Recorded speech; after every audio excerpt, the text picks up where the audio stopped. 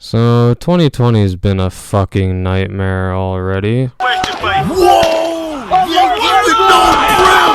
And for obvious reasons, plenty of people have been seeking solace online to pass the time. And what's a better way to pass the time than spending hundreds of hours grinding out an MMO? So, Tera. Tera. Where do we start with this one? Well, for me at least, this was the only MMO I really dedicated any significant amount of time to. When I was younger, I never really played WoW, I never played Guild Wars. Instead, I got bullied at school and shouted Lydia off a cliff in Skyrim over and over again, pretending it was my bullies. Fuck you, Andrew. I fucking hate you.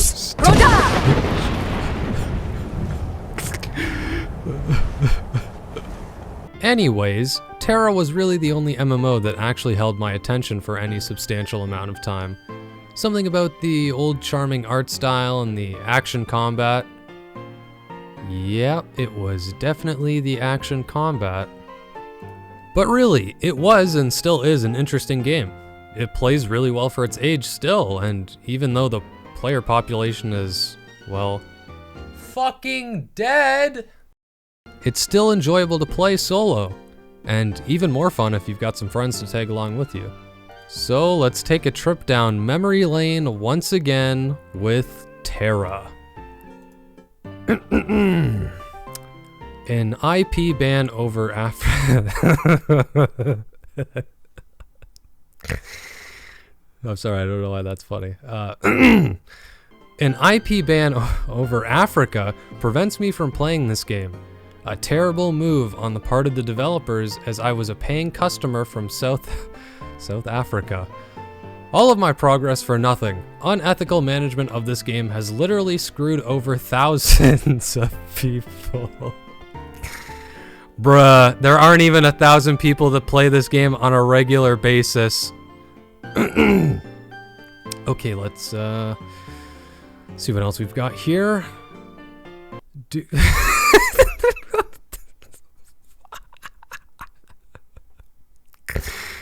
Dookie Water, play Fortnite, bro.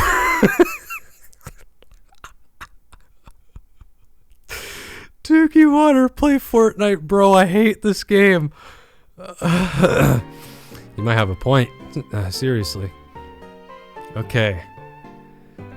This game is terrible. Okay, that was kind of fucking a bit cheap, but okay. Alright, shitty funny comments aside, I think this one actually sums up the game pretty well. Solid game, just empty. And as depressing as that sounds, it's true. Tera very much is a dead game. The only time you'll see other players are, well, in the tutorial area and in the first major city in the game. That's pretty much it from my experience. Tera is very lonely, and honestly, that's the biggest issue this game has. Dwindling player base, and everyone's just moved on to shinier games like Blade and Soul, Black Desert, so on. There's really only ever been a small dedicated community for this game, and even now it's sort of a cult classic MMO. But let's actually start things off and see for ourselves. So we've got Generic Human 1, Generic Human 2, the only interesting race in the game, Generic Human 3, a fucking rock, and hamsters, and the only real reason that people still play this game.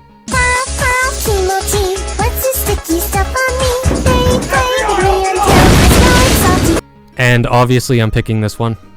Classes are pretty expansive, but are locked to certain races. So you've got generic MMO classes here, like warrior, tank, assassin, mages, healers, etc. But there's a lot of subclasses of DPS, each with their own flair. Even classes based around healing can be played solo and have some pretty decent DPS, which is nice.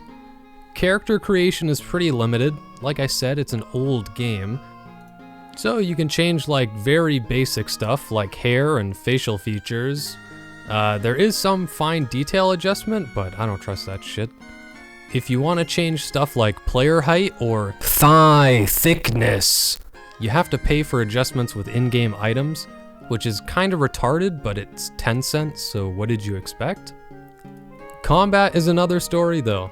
Tera is an action combat MMO, meaning you can move your mouse in a similar fashion to an FPS game, and you actually have to land your abilities and aim. No more tab targeting, you casual fucks. This means that combat instances are actually fun, and you can enjoy grinding to some extent by using the combat systems in place. Typically, the quests in this game are super simple, i.e. go collect this thing, go kill that thing, go to this place, shit like that, so it gets boring. For me at least, the combat carries the game heavily. I tend not to get too bored with grinding. And while we're on the topic of quests, can I just admit that I have no fucking idea what the story of this game is? I mean, I've literally played over 200 hours of campaign missions alone, and I literally have never watched any of the cutscenes or read any of the dialogue.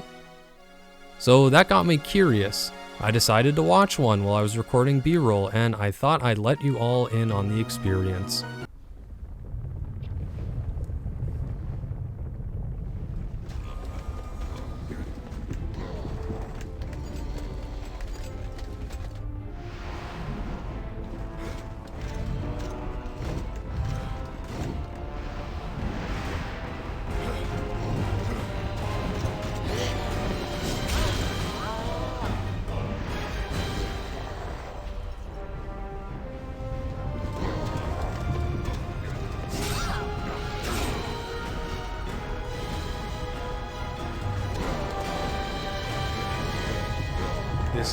This is epic.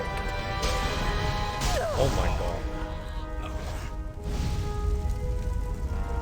This ends now, Akasha. The Valkion Federation brings you justice today. You bring me justice. Oh. I bring you death. Oh!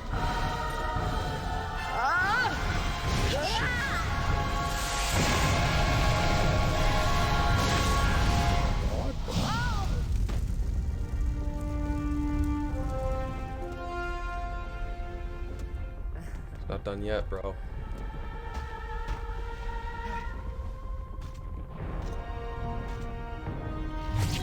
Oh.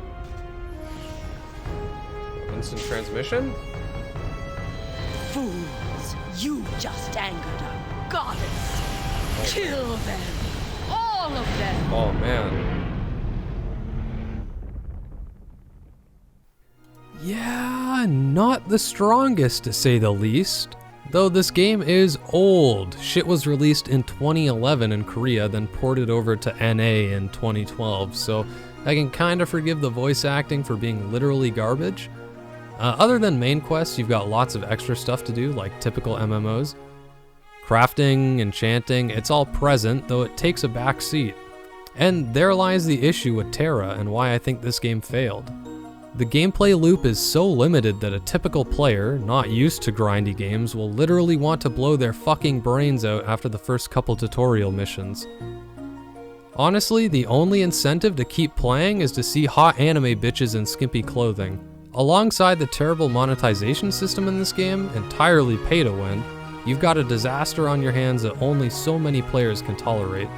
In my humble opinion, MMOs have been dying for years. The entire genre is going out of style, but there is still some fun to be had, albeit somewhat minimal. So do I really recommend Tera? Yeah, sure, it's fun to fuck around with. Even solo, you can find some enjoyment with it. I made a checklist to follow. If you consider playing this oldie in 2020, take a look. If you tick at least 3 of these boxes, give it a try. Anyways, your regularly scheduled shitpost is done and out of the way, and that marks my time with you guys. I want to give another heartfelt thank you to everybody who's stuck around, just liking the videos, commenting, watching them. I mean, these thank yous really go out to people who don't give a fuck about the channel. You know, they just kind of stop by, watch the video for a couple minutes and then leave, but realistically, I'm grateful that those people even do that in the first place, so thank you. And if you actually do interact with my content, I really appreciate it. I'm always looking for any community feedback on this sort of thing, so please don't be silent. If you want to reach out to me, you know, do whatever you want to do with the channel, because really any audience feedback, anything is really appreciated. So just thank you again from the bottom of my heart. This whole process has been really scary to get into, so I appreciate everyone, each and every one of you. So thank you so much again. I don't know how many fucking times I can say that, but I appreciate it, and I will see you guys in the next one. Bye for now.